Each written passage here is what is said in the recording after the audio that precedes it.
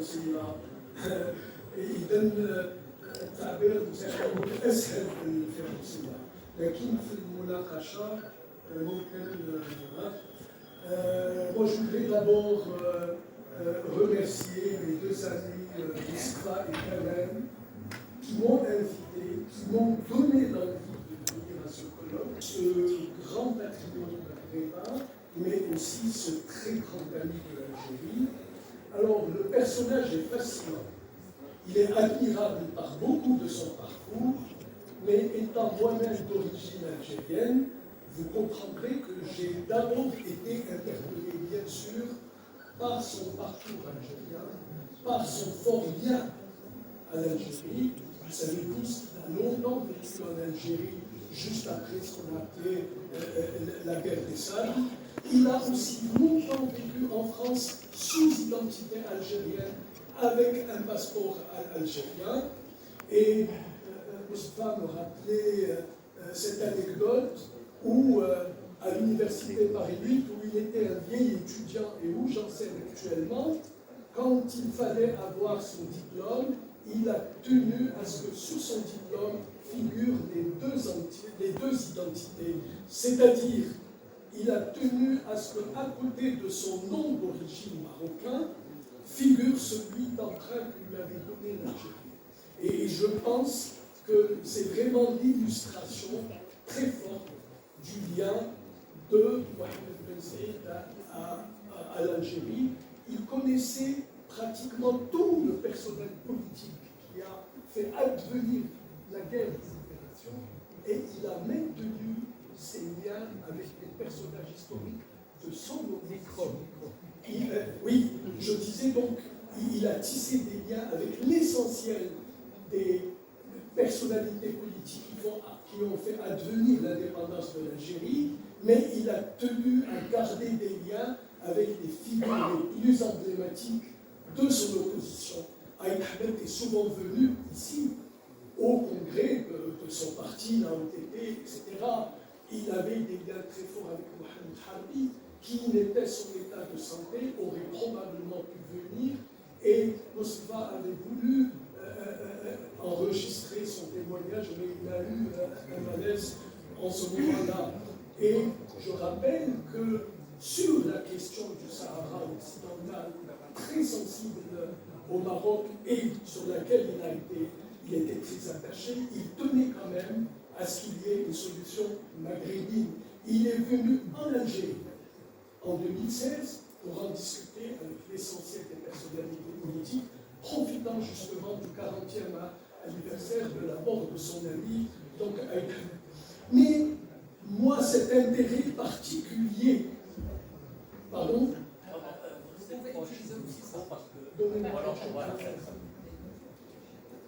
mais cet intérêt à son parcours algérien, à son lien fort à l'Algérie, pour moi, il transcende l'Algérie. Et moi, il m'intéresse personnellement à ce qu'il montre, surtout, c'est qu'au-delà de l'Algérie, sa capacité d'autonomie. Sa capacité d'autonomie dans le combat politique, parce qu'on le sait très bien, très souvent, alors que ceux qui combattent très souvent, ceux qui combattent un régime, ils épousent par contre très facilement son hostilité à l'ennemi extérieur désigné. Et parfois même, ils pensent pouvoir mieux légitimer leur combat contre ce régime en essayant de le surclasser même dans cette hostilité. Étant entendu que l'ennemi extérieur le plus haïssable, c'est celui qui est le plus proche. La haine du proche, c'est un des plus vieilles archaïsmes. Mais c'est aussi celui qui est toujours d'actualité. On sait très bien que la asabiyya tribale, elle n'est jamais aussi forte que face à la tribu la plus proche, face à la tribu mitoyenne, celle qui est voisine. Et ce n'est pas ce qu'a fait Mohamed Ben Saïd. C'est ça, moi, qui m'a intéressé au-delà de l'Algérie. Il a été chez l'ennemi désigné. Et c'est ça qui m'a intéressé. Que ce soit l'Algérie, où il a été, elle ne tient pas seulement, à mon sens, à l'horizon révolutionnaire que présenter alors le pays, mais surtout parce qu'au contraire de la logique tribale, c'est avec l'autre proche, le supposé ennemi proche, que l'on peut construire l'avenir. Le proche est en fait que le prolongement de soi, un soi enrichi.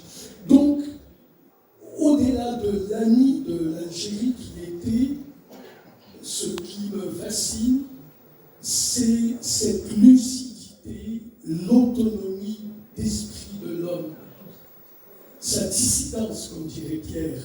Et c'est à ça que je veux rendre hommage.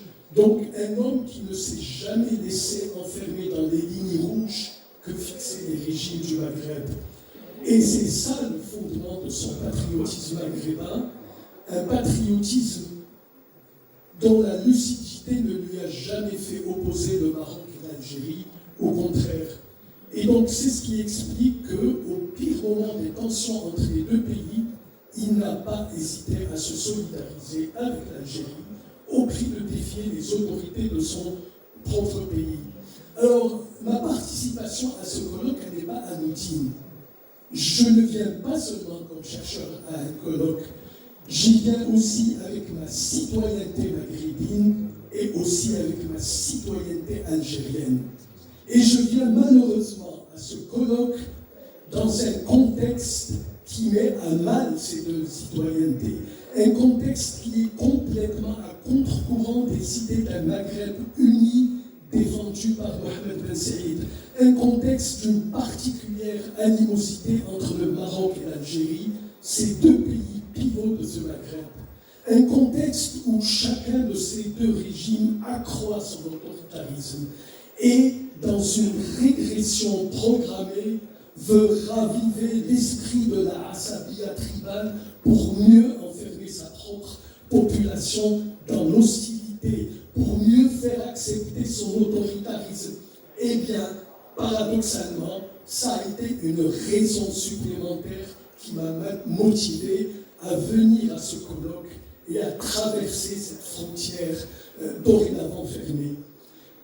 Et en venant, je souhaite, très modestement, à ma petite échelle, poser un acte symbolique et pratique à l'encontre du climat malsain et dangereux que sont en train d'instaurer les régimes des deux pays dans leurs relations.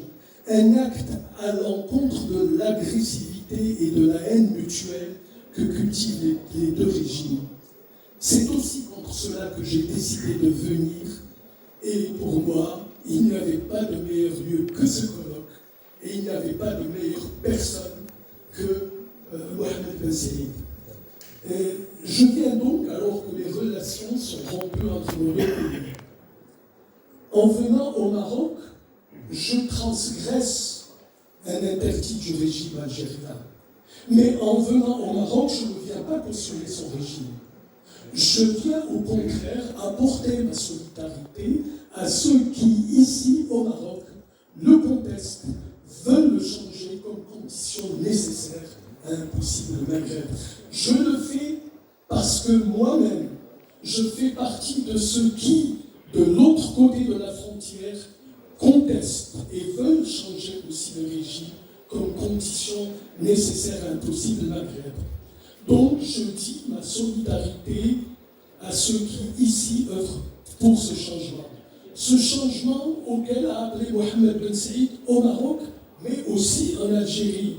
Et je rappelle qu'au déclenchement du Hirak en Algérie, le premier soutien fort et important qui lui est venu de l'extérieur, c'est une initiative maghrébine initiée par Mohamed Ben Saïd. Là aussi, il n'a pas respecté d'autres lignes rouges. Cette fois-ci, c'est du régime algérien, avec lequel il avait pourtant beaucoup de rapports. Et donc, il a appelé à un large soutien maghrébin au Hirak algérien, où il a vu, je reprends sa déclaration, une possible renaissance du rêve maghrébin. Alors, cela me permet de souligner qu'il y a un même mot qui a circulé des deux côtés de la frontière. C'est le mot Hirak. Hirak du Rif marocain et Hirak algérien qui l'a suivi. Les deux Hirak ont été brutalement réprimés. Mais les deux Hirak reste vivace. Il reste les deux épées de Damoclès sur la tête des deux régimes. Ce qui me permet de rappeler que si les deux régimes semblent s'opposer dans une adversité haineuse, les deux régimes marocains et algériens et tous les régimes maghrébins, par contre, convergent dans la répression de leur peuple. Du Maroc à la Tunisie en passant par l'Algérie, il y a une convergence autoritaire des régimes du Maghreb. Ces régimes, ils avaient été contraints de s'accommoder des puissants mouvements populaires qui avaient traversé leur pays. La révolution de janvier en Tunisie, le mouvement du 20 février au Maroc, le Hirak du Rif au Maroc, le Hirak en Algérie, etc. Ces régimes, ils ont essayé de mettre en place des aménagements. Ils ont fait le dos rond en attendant de rebondir. Aujourd'hui, qu'il leur semble que cette vague est passée, ils cherchent à prendre leur revanche sur ces mouvements contestataires qui les ont ébranlés. Dans les trois pays se multiplient les emprisonnements de journalistes, les interdictions et les ingérences dans les activités universitaires, intellectuelles et associatives, etc. Il y a aujourd'hui une femme, Siha Ben Sadaïn, qui est en danger de mort, une figure emblématique de la révolution tunisienne. Ça devrait nous alerter et nous donner le signe de ce qui est en train de se passer aujourd'hui au Maghreb. En Algérie, il y a 200 prisonniers politiques issus du Hirak. Mais au Maroc, selon la MDH, il y a près d'une centaine de prisonniers politiques, 97, dont le plus célèbre est Zefzafi. Mais le plus grave, c'est qu'ils veulent anesthésier toute réflexion et tout débat dans la société. En Algérie, on a amnistié dernièrement Al-Qadi Ihsan après avoir amnistié Khaled Darari. Mais entre-temps, on a tué Radio M, on a poussé au suicide le journal Liberté et le journal El Watan, qui a de très brillants journalistes, a été contraint en fait de faire des ajournements, des compromis, etc. Au Maroc, le roi Mohamed VI, il a gracié les trois journalistes, Omar Hadi, Souleymane Reissouni, Tawfiq Bouacheli, et l'historien qui était là, on a arrêté les poursuites contre lui, mais tous les médias qui avaient accompagné le processus d'ouverture alors, le journal, Sahifa, Demain, etc., ont disparu. Il y a pire que cela. On veut sacraliser le débat politique pour l'empêcher. Sansal, avec qui je ne suis pas d'accord, et que j'ai défendu par contre, par plusieurs tribunes, y compris le monde, il est en prison parce qu'il est censé avoir remis en cause la sacralité des frontières algériennes. Aziz Rali au Maroc est poursuivi parce qu'il a voulu discuter la marocanité du Sahara occidental. Mais le plus dangereux, à mon avis, dans cette offensive contre les libertés, c'est que pour y arriver, les régimes sont en train d'encourager des courants politiques nationaux autoritaires, chauvins, racistes, qu'on pourrait assimiler aux courants d'extrême droite, qui ont pourtant fait tant de mal aux Maghrébins. On connaît tous l'anecdote de ce petit parti d'extrême droite tunisien qui a parlé d'envahissement, etc., de grand remplacement, et le président Israël est avec la répression. Il a reçu un tweet de félicitations de tout de Éric Zemmour. C'est pour voir vers quelle dérive. Donc, tous les États du Maghreb, ils sont en train d'encourager ces courants qui développent un nationalisme vindicatif, un nationalisme exacerbé et exclusif, un nationalisme qui est agressif à l'égard des autres pays et surtout des pays voisins. C'est pour ça que, tout comme j'ai dénoncé en tant qu'Algérien le discours anti-marocain en Algérie, parce qu'il est contraire aux intérêts de l'Algérie, je dénonce ici, au Maroc, le discours anti-algérien des officiels marocains, non pas parce que je suis algérien, mais parce qu'il est contraire aux intérêts du peuple marocain. Ce que cherche le régime autoritaire en encourageant ces courants nationalistes vindicatifs, il cherche à allumer des contre-feux face aux demandes de liberté et face à la contestation de leur autoritarisme. Il cherche à disqualifier nos opposants. Il cherche à disqualifier tous ceux qui refusent leur ligne rouge en les assimilant à des traîtres comme Mohamed Ben Saïd a longtemps été qualifié au Maroc de traître. Ce sont ces nationalismes autoritaires, ces nationalismes négateurs de liberté, ce sont eux qui sont à l'origine des tensions entre pays maghrébins, notamment entre Algérie et Maroc. Et ces tensions les justifient encore pour asseoir leur autoritarisme, occulter le déficit de légitimité démocratique des régimes qui, sur le vieux mode de la Assabiya archaïque, veulent cultiver l'hostilité à l'égard du pays voisin pour mieux affirmer à l'intérieur de leur pays leur autorité contestée. Donc, ce ne sont pas les problèmes territoriaux qui ont empêché d'avancer vers l'unité maghrébine. Ce ne sont pas les problèmes territoriaux qui sont à l'origine de la montée de la tension exacerbée entre pays maghrébins et particulièrement entre Algérie et au Maroc. C'est au contraire l'absence de liberté et la répression, l'autoritarisme dans chacun des pays qui sont à l'origine de la montée des tensions.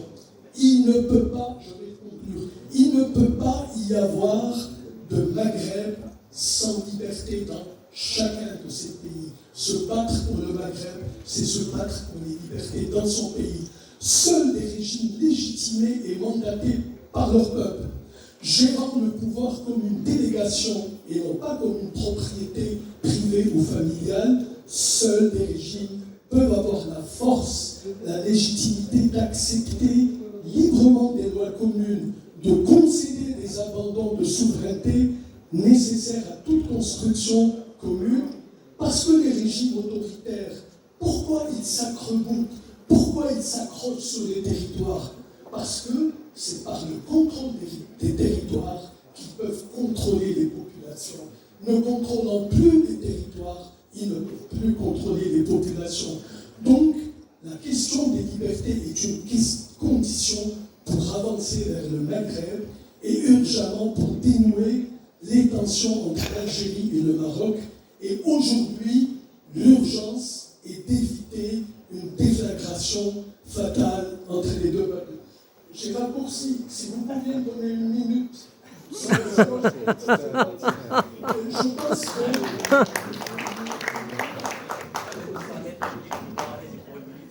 Non, j'ai sauté un élément important qui joue aujourd'hui beaucoup dans la tension entre l'Algérie et le Maroc. Parce qu'on a un peu ces courants nationalistes, comme au Sahel, ils développent un discours néo-souverainiste qui est dirigé contre l'Occident et principalement contre la France. Aujourd'hui, en Algérie, il y a une violente campagne contre la France. Mais vous aurez remarqué que l'année dernière et il y a 2 ans, c'était le cas au Maroc. Mais maintenant, entre le Maroc et la France, c'est la lune de miel. Parce que la France est alignée sur les thèses marocaines. Ce n'est donc pas le néocolonialisme que ces courants en Algérie ou au Maroc veulent combattre. Au contraire, ils veulent avoir à leur côté la France et l'Occident pour nuire aux pays voisins et surtout pour qu'ils se taisent sur les oppressions qu'ils exercent contre leur propre peuple. Ce qu'ils combattent en Occident, c'est des valeurs de démocratie et de liberté qu'ils veulent faire passer comme néocoloniales. J'enseigne et je vis en France. Je n'ignore pas les contradictions et les duplicités de l'Occident et je les combats. Mais il faut reconnaître que nos sociétés sont autrement plus injustes. Elles sont autrement plus inégalitaires. Elles sont autrement plus étouffantes et avec encore plus de duplicité. On a beaucoup parlé de la duplicité de l'Occident sur la Palestine. Mais notre duplicité en tant que pays arabe, elle est encore plus immense et plus scandaleuse. Le génocide s'est fait dans le silence et la complicité des pays arabes. Je terminerai par 2 exemples. En Algérie, mon pays, on a qui se prétend un des plus grands soutiens des Palestiniens, on a tabassé les manifestants qui voulaient spontanément manifester pour la Palestine. Parce que le plus important, c'est que leur pouvoir, et qu'il n'y ait rien qui s'exprime en dehors de leur pouvoir. La Palestine est un faire-valoir. Au Maroc, on a approfondi les relations militaires, stratégiques et économiques à Israël au moment où Israël était en train de mener un génocide. Donc, ne nous racontez pas d'histoire sur le souverainisme. Ce néo-souverainisme est un alignement encore plus grand, plus retardataire et plus archaïque. Je vous remercie pour ce temps de parole.